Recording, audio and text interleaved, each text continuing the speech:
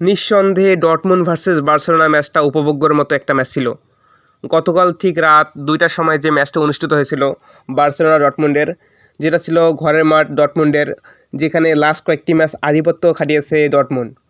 নিঃসন্দেহে আপনি বলতেই পারবেন যে ইডেন পার্কে যে ম্যাচগুলো হয়েছিল ডর্টমুন্ড নিঃসন্দেহে ভালো করেছিল কয়েকটি ম্যাচ, কিন্তু গতকাল যে ঘরের মাঠে ডর্টমুন্ড হারবে বার্সেলোনার কাছে সেটা কিন্তু নিঃসন্দেহে একটা অবিশ্বাস্য ছিল।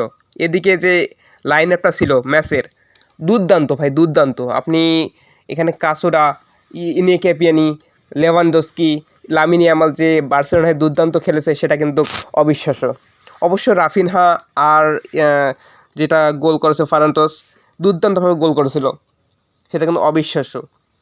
আপনি যদি একটা বিষয় লক্ষ্য করেন যে রাফিনহা মাত্র 53 মিনিটে যে গোলটা করেছিলেন, ঠিক তার কয়েক মিনিটের মধ্যে কিন্তু পেনাল্টি পায় ডর্টমুন্ড।